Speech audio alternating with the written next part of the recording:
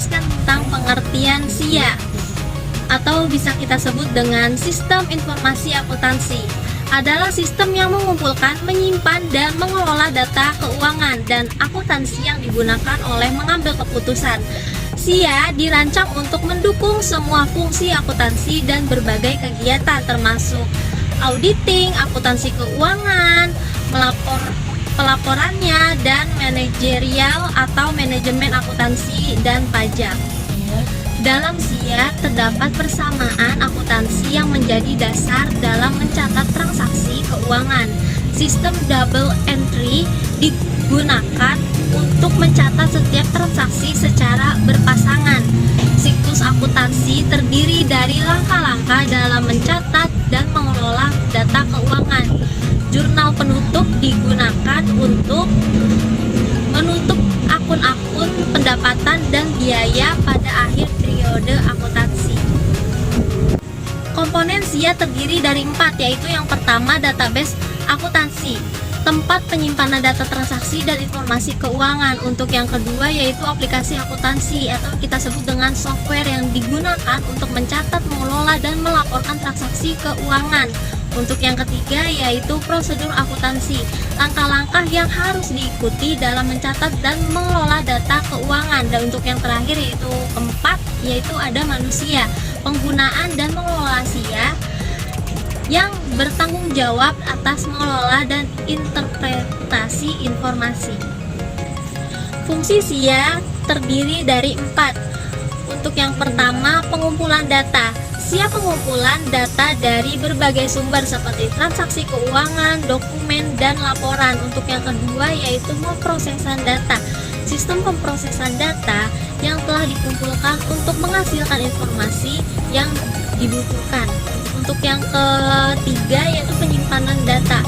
SIA penyimpanan data yang telah diproses untuk keperluan di masa mendatang. Untuk yang terakhir yang keempat, laporan data. SIA menghasilkan laporan keuangan dan laporan lainnya yang dibutuhkan oleh pihak-pihak yang berkepentingan. Baik, materi yang selanjutnya yaitu persamaan akuntansi. Yang pertama, kita akan belajar apa itu pengertian persamaan akuntansi. Persamaan akuntansi ini adalah dasar mencatat transaksi keuangan. Persamaan ini menyatakan bahwa aset sama dengan liabilitas ditambah ekuitas.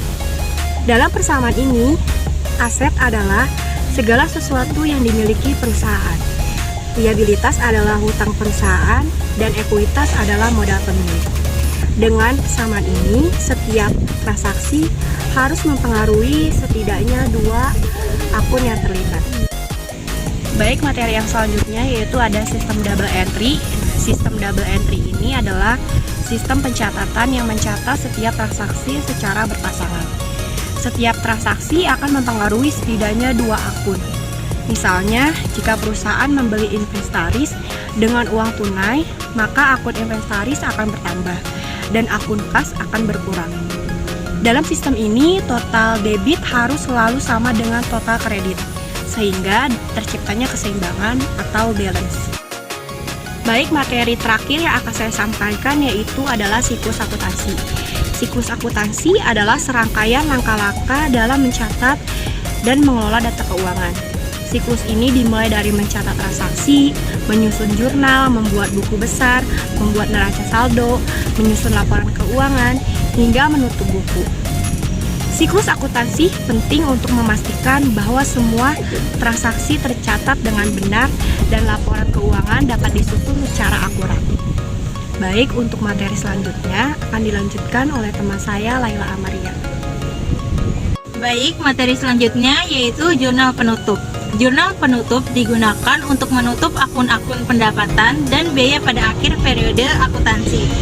Tujuan dari jurnal penutup adalah menghitung laba atau rugi bersih dan memindahkan saldo pendapatan dan biaya ke akun laba ditahan.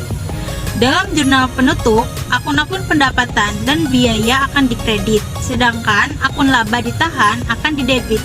Setelah jurnal penutup, perusahaan dapat memulai periode akuntansi baru. Manfaat SIA: 1. Meningkatkan efisiensi dalam mencatat dan mengelola data keuangan. Sistem informasi akuntansi dapat membantu perusahaan dalam mengelola keuangannya secara lebih efisien dan efektif.